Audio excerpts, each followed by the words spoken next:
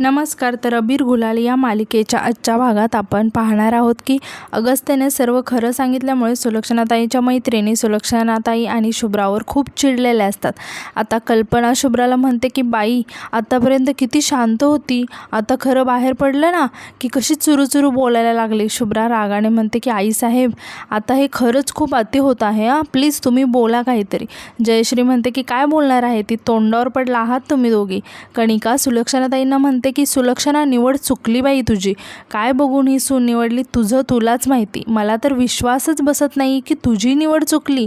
जयश्री म्हणते की सुलू का खोटं बोलतेस तू आमच्याशी. शुभ्रा त्यांना काहीतरी सांगण्याचा प्रयत्न करत म्हणते की हे बघा. पण कणिका रागाने शुभ्राला म्हणते की लायकीमध्ये राहायचं, आम्ही आमच्या मैत्रिणीसोबत बोलत आहोत तुझ्यासोबत नाही. आणि ती सुलक्षणाताईंना म्हणते की सुलू तुझ्याकडून ही अपेक्षा नव्हती, अगं स्वतःचा स्टँडर्ड जपण्यासाठी तू एवढ्या खालच्या लेवलला जाशील असं नव्हतं वाटलं. सुलक्षणाताई म्हणतात की कणिका आम्ही काही बोलत नाही याचा अर्थ असा होत नाही की आम्ही उत्तर नाही देऊ शकत. कणिका म्हणते की अगं तुझ्याकडे उत्तरच नाही आहे, काय उत्तर देणार आहेस तू. तुझं आणि या मुलीचं खोटं उघडं पडलं आहे ना आता, आणि तेही अगस्त्यमुळे. त्यामुळे आता तुम्ही दोघी काहीच नका बोलू, तुमच्या भल्यासाठी तेच योग्य आहे. एक मात्र मस्त गोष्ट घडून आली आहे आणि ती शुभ्राकडे बघून म्हणते की ही खोटारडी मुलगी निंबाळकर यांची सून शोभत नसली तरी विशूची बायको शोभते आहे. तो जसा आईत खाऊ तशीच ही सुद्धा आमचीच चूक झाली, आम्हीच तुला ओळखायला चुकलो. आणि म्हणते की तुला दिलेलं गिफ्ट आम्ही दान म्हणून दिलं आहे असं समज, कारण विशू काही तुला महागडी गिफ्ट देऊ शकणार नाही. या गिफ्ट्सवर त्या मुलीचा अधिकार होता आणि तो तू हिरावून घेतला आहेस. शुभ्राला खूप राग आलेला असतो. ती सुलक्षणाताईंकडे रागाने बघून तिथून निघून जाते आणि रागाने येऊन रूमचा दरवाजा जोरात बंद करते. विशू निवांत मोबाईलवर काहीतरी बघत झोपलेला असतो. दरवाजा मोठ्याने वाजल्यामुळे तो घाबरून उठून उभा राहतो आणि शुभ्राला बघून म्हणतो की शुभ्रा अगं केवढं दचकलो मी. आणि परत तिला रागात बघून म्हणतो की काय झालं शुभ्रा, रागवले आहेस. मग शुभ्रा रागाने म्हणते की नाही खूप खुश आहे मी. विशू म्हणतो की म्हणजे रागवली आहेस. शुभ्रा रागाने उशी ब्लँकेट सगळं फेकून द्यायला लागते, रागाने आदळापट करायला लागते. विशू तिला शांत करत म्हणतो की मला पटलं आहे तू का रागवली आहेस ते, पण त्यासाठी अशी आदळापट करायची काय गरज आहे, म्हणजे तोंडाने सुद्धा सांगू शकते ना. आणि घाबरत तिच्याजवळ बसत म्हणतो की आत्ता माझ्या लक्षात आलं, त्या रिहॅबमध्ये जाण्यापूर्वी मी सुद्धा अशीच चिडचिड करायचो, हे सगळं असंच करायचो. शुभ्रा रागाने म्हणते की ए मूर्ख आहेस का तू. आणि परत म्हणते की मूर्ख नाही, तुझ्यात ना मॅन्युफॅक्चरिंग डिफेक्ट आहे. विशू रागाने म्हणतो की शुभ्रा तू तुझ्या लिमिट क्रॉस करतेस आणि परत शांत होत म्हणतो की काय झालं आहे नक्की, मला सांगशील का. शुभ्रा रागाने म्हणते की हे सगळं फक्त ना तुझ्यामुळे झालं आहे विशू. विशू आश्चर्याने विचारतो की माझ्यामुळे. यार शुभ्रा तू त्या पृथ्वीदादासारखं अर्धवट बोलू नकोस, त्याला ती सवय आहे म्हणून तो आईचा ओरडा खातो. तुला माहिती आहे का, मयुरी वहिनी आणि पृथ्वीदादाबद्दल सगळ्यात आधी कोणाला कळलं, मलाच, तरीसुद्धा तो असंच अर्धवट बोलतो. शुभ्रा रागाने म्हणते की अरे कोण पृथ्वीदादा. विशू आश्चर्याने म्हणतो की अगं पृथ्वीदादा परीचे पप्पा, पृथ्वी निंबाळकर दादा. शुभ्रा ओरडून म्हणते की विशू युजलेस, त्याचा काय संबंध आहे आता इथे. मी माझ्याबद्दल बोलते आहे ना, मग पृथ्वीदादा कुठून आला मध्ये. तू जरा मूर्ख आहेस का, तुला कळतच नाही का तुझं काय चुकतंय ते, तुझ्या लक्षातच येत नाही आहे का रे. विशू म्हणतो की येतं ना, पण आता तूच सांग ना माझं काय चुकतंय ते, तू शांत हो आणि मला नीट सांग. नंतर आपण दुसरीकडे पाहतो की कल्पना म्हणते ती कणिका चल गं, माझी तर अजिबात इच्छा नाही आहे असल्या खोटारड्या लोकांसोबत थांबायची. कणिका म्हणते माझीसुद्धा नाही आहे. आणि ती सुलक्षणाताईंना म्हणते की सुलू तू असं वागायला नको होतं, निदान आमच्याशी तरी, असं म्हणून त्या रागाने जायला निघतात.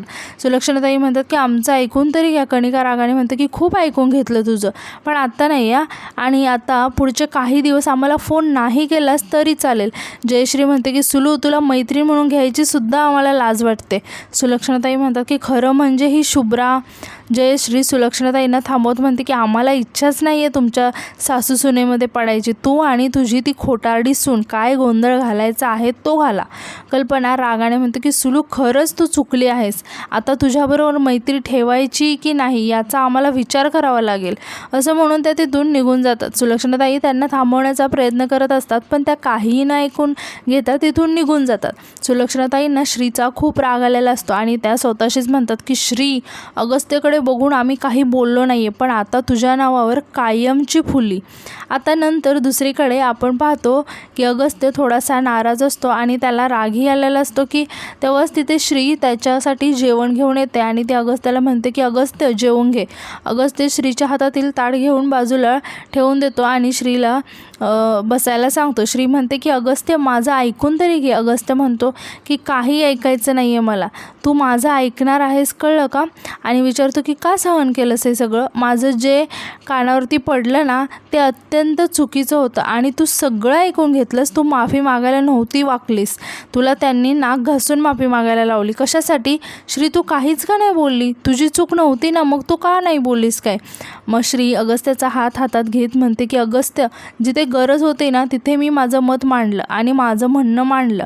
मला तर खूप बोलावंसं वाटत होतं, पण मयुरी आणि स्वीटी वहिनींना सांगितलं त्या सगळ्या तुला आपल्या मुलासारखं वागवतात. मग त्या तुझ्या मावश्या झाल्या आणि तुला ती म्हण माहिती आहे ना, माय मरो पण मावशी जगो. आणि मावशा म्हणल्यावर ती त्या तुमच्या जवळच्या झाल्या ना, आणि मला तुझ्या कुठल्याही जवळच्या माणसांना दुखवायचं नाही आहे. तर दुसरीकडे आपण पाहतो की विशू शुभ्राला विचारत असतो की तू प्लीज मला शांतपणे सांगशील का की नक्की काय झालं आहे? पण शुभ्रा खूपच रागात असते. विशू शुभ्राचा हात पकडतो, पण शुभ्रा रागाने त्याचा हात झटकून देते आणि म्हणते की सांगून ठेवते तुला की डोंट टच मी, आणि म्हणते की अपमान झाला आहे माझा. विशू आश्चर्याने म्हणतो की अपमान? काय तुझा अपमान झाला आहे? शुभ्रा म्हणते की तुझ्यामुळे झाला आहे. विशू म्हणतो की माझ्यामुळे? काय अपमान झाला यार, मी काय केलं? तू परत पृथ्वीदादासारखं असं म्हणून तो घाबरून थांबतो. शुभ्रा त्याच्याकडे खूपच रागाने बघायला लागते. विशू म्हणतो की सॉरी तू बोल. शुभ्रा सांगते की विशू आज आईसाहेबांच्या खास मैत्रिणींनी समोर मला मान खाली घालावी लागली, ते फक्त आणि फक्त तुझ्यामुळे. त्यांच्यासमोर मला गप्प बसावं लागलं, एक शब्दही सुद्धा बोलता आला नाही, आणि हे सगळं तुझ्यामुळे झालं आहे आणि याला फक्त तू आणि तूच जबाबदार आहेस. मी या घरात आल्यापासून तुला 1000 वेळा एकच गोष्ट सांगितली आहे. विशू विचारतो की काय? शुभ्रा अजूनच चिडते आणि म्हणते की तू मूर्ख आहेस का? आणि परत म्हणते की तू नाही, मीच मूर्ख आहे, मी तुला समजावत बसले आहे. विशू तिला शांत करत म्हणतो की शुभ्रा तू प्लीज चिडू नकोस, मी इथे एका बाजूला शांत बसतो. असं म्हणून तो हाताची घडी तोंडावर बोट ठेवून शांत बसतो. शुभ्रा म्हणते की विशू तू तुझ्या भावंडाकडे बघ, त्या अगस्त्याकडे बघ, त्याला किती मान आहे या घरात, तुझ्यापेक्षा जास्त. त्याच्या म्हणण्याला तुझ्या म्हणण्यापेक्षा जास्त किंमत आहे या घरात. लक्षात येते का तुला काय वाटतं याबद्दल? विशू हळूच म्हणतो की वाटतं ना. शुभ्रा रागाने म्हणते की काय वाटते? लाजही वाटत नाही तुला सेल्फ रिस्पेक्टसुद्धा नाही आहे स्वतःचा थोडाही. विशू अरे काहीतरी कर, काहीतरी शिक त्याच्याकडून. काही येत नसेल ना तर नाटक म्हणून तरी ऑफिसला जा. विशू म्हणतो की मला नाही आवडत असलं, आणि मी आधीच तुला सांगितलं होतं. शुभ्रा रागाने म्हणते हो का, मग काय आवडतं तुला? विशू म्हणतो की डार्लिंग तू. शुभ्रा रागाने म्हणते की असं डार्लिंग डार्लिंग करत फिरणार आहेस का आयुष्यभर माझ्या मागे? विशू म्हणतो की मला चालेल. शुभ्रा रागाने म्हणते की चालेल काय चालेल? तू काय मंद आहेस का रे जरा? तुझ्या लक्षात कसं येत नाही? तू जर काही केलं तरच मला मान मिळणार आहे, मी हक्काने गोष्टी घेऊ शकणार आहे या घरात. सगळा मान सगळा हक्क माझा अगस्त्य. असं म्हणून ती घाबरून शांत होते आणि परत म्हणते की म्हणजे माझा अगस्त्य असं कौतुकाने म्हणत श्री फिरत असते. हा चान्स तू देणार आहेस का मला? विशू म्हणतो की हो देईन ना. शुभ्रा म्हणते की हे असं डार्लिंग डार्लिंग करत माझ्या मागे फिरलास तर कसा मला चान्स देशील? अरे विशू एवढा मोठा बिझनेस आहे आपला, त्यात बघ काही काम करता येते का? खरोखर अगस्त्यकडून शिक. तो एवढं काम करतो ना म्हणून त्याला रिस्पेक्ट आहे, मान आहे, आणि त्याला मान मिळतो म्हणून श्रीला मान मिळतो, तिला रिस्पेक्ट मिळतो, आणि मला काय मिळतं? मला काडीचीही किंमत नाही, खरंच सांगते. आणि परत रागाने म्हणते की मी तुला सांगून ठेवते, मला हे चालणार नाही. उद्यापासून पैसे कमवायचे म्हणजे कमवायचे, आणि तुझ्या हातात जर हे सगळं आलं ना तरच मला मान मिळणार आहे विशू. नंतर आपण दुसरीकडे पाहतो की श्री अगस्त्याला म्हणत असते की रुक्मिणीताईचं खरंच वाईट वाटलं, असा राग आला होता ना त्या मैत्रिणींचा. आणि परत म्हणते की सॉरी, तुला जर वाईट वाटत असेल ना तर अंबाबाईची शपथ, असं म्हणून ती कान पकडते. मी परत असं कधीच करणार नाही, मोठ्यांना काही बोलणार नाही, मला माहिती आहे माझं चुकलं. अगस्त्य चिडून म्हणतो की खुळे आहेस का गं तू? काही काय बोलतेस? तुला माफी मागायची आहे ना माग, मी काही बोलतच नाही, उगीच काहीतरी वेगळंच असतं तुझं. असं म्हणून तो रागाने तिथून उठून जातो. श्री त्याच्याजवळ जाते आणि म्हणते की अगस्त्य माझं ऐकून तरी घे. अगस्त्य म्हणतो की तू माझं ऐकून घे, मला माहिती आहे माझी श्री विनाकारण कोणाला काहीही बोलणार नाही. जर आपण चूक नाही तर आपण अपमान का सहन करायचा? श्री, मी तुझ्यासोबत कायम आहे, पण प्रत्येक ठिकाणी हजर असेल असं नाही ना. त्यामुळे स्वतःला सुद्धा आपला मान जपता आला पाहिजे. आपली चूक आहे तर बिनधास्त माफी मागावी, पण आपली चूक नसेल ना तर मग समोर कोणी असो आपल्याला बिनधास्त बोलता आलं पाहिजे. मग तो माझा माणूस असो, तुझा माणूस असो किंवा कोणीही असो. श्री, इतरांपेक्षा मला सगळ्यात जास्त किंमत तुझी आहे. तुझा मान तो माझा मान, तुझा अपमान तो माझा अपमान. श्री काहीच न बोलता त्याच्याकडे हसत प्रेमाने बघत असते. अगस्त्य तिला म्हणतो की अशीच बघत राहणार आहेस का? पण श्रीचं त्याच्या बोलण्याकडे लक्ष नसतं. अगस्त्य टाळ्या वाजवून मोठ्याने म्हणतो की काय तंद्री कुठे लागली आहे? भूक लागली आहे मला, पोटात कावळे ओरडत आहेत. मग श्री म्हणते की सॉरी आणि जेवणाचं ताट हातात घेऊन म्हणते की मी हे गरम करून आणते. असं म्हणून ती जायला लागते. अगस्त्य तिला थांबवत म्हणतो की मॅडम ऐका ना, खरं तर मला भूक लागली नाही, तुम्हाला लागली आहे. मला माहिती आहे तुम्ही सकाळपासून काहीही खाल्लं नाही. आणि विचारतो की नाही खाल्लं ना? श्री काहीच बोलत नाही. अगस्त्य तिच्या हातातून जेवणाचं ताट घेत म्हणतो की नाहीच खाल्लं ना, मग बसा. असं म्हणून तो स्वतःच्या हाताने तिला भरवायला लागतो. श्री अगस्त्याला म्हणते की मी खाते नंतर. अगस्त्य म्हणतो की का, मी भरवलं तर चालणार नाही का? आणि परत म्हणतो की अरे जेवण तर थंड झालं आहे, हा शेफ लगेच तुमच्यासाठी गरमागरम जेवण घेऊन येतो, थांबा. असं म्हणून तो निघून जातो. श्री खुश होऊन लाजत असते. ती अगस्त्याचं ब्लेझर जवळ घेऊन लाजत असते. तर दुसरीकडे आपण पाहतो की शुभ्रा विशूवर खूपच चिडलेली असते. ती म्हणते की उद्यापासून पैसे कमवायचे म्हणजे कमवायचे आणि तुझ्या हातात हे सगळं आलं ना तरच मला मान मिळणार आहे. विशू जरा टेन्शनमध्ये येतो आणि म्हणतो की अगं पण ते असं अचानक कसं शक्य आहे? शुभ्रा रागाने म्हणते की बावळट आहेस एक नंबरचा तू आयुष्यभर असेच हात पसरणार आहेस का लोकांसमोर? आणि मी हा असाच अपमान सहन करू असं तुला वाटतं का? विशू, अरे तुला हे चालत असेल, तुला ही लाईफस्टाईल चालत असेल, पण मला चालणार नाही. मला अजिबात चालणार नाही की तुझा नवरा काही करत नाही, त्याला काही येत नाही असं कोणी बोललेलं मला नाही चालणार. पण विशू काहीच न बोलता शांत असतो. शुभ्रा रागाने म्हणते की तुला काहीच कळत नाही का रे? मी एवढं सांगते तरीही कळत नाही. आज तुझ्यामुळे त्या बायकांपुढे माझा अपमान झाला. विशू म्हणतो की सॉरी.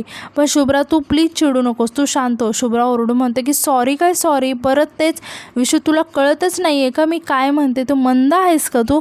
विशू शांतपणे म्हणतो की शुभ्रा तू काय बोलते आहेस ते मला खरंच कळत नाही. हां, पण एवढं कळत आहे की तू रागावली आहेस आणि रागाच्या भरात खूप जास्त बोलते. हे ऐकून शुभ्रा अजूनच खूप चिडते. यानंतर आपण रात्री पाहतो की श्री डायनिंग टेबलजवळ उभी असते. तिला आठवत असते की अगस्त्याने तिची सर्वांसमोर बायको म्हणून ओळख करून दिली आणि ते आठवून ती खुश होऊन हसत असते. आणि तिला हेही आठवते की अगस्त्य तिला जेवण भरवत असतो. हे सगळं आठवून ती खूप खुश होत असते. तेव्हा तिथे मयुरी वहिनी आणि स्वीटी वहिनी येतात. मयुरी वहिनी श्रीला म्हणते की श्री मला माफ कर. श्री म्हणते की वहिनी असं का बोलताय, काय झालं? मयुरी वहिनी म्हणतात की अगं त्या मावशी आल्या आणि काय काय बोलून गेल्या, पण मी काहीच बोलू शकली नाही, प्रयत्न केला पण. श्री म्हणते की वहिनी झालं गेलं, पंचगंगेला मिळालं असं म्हणून सोडून द्या.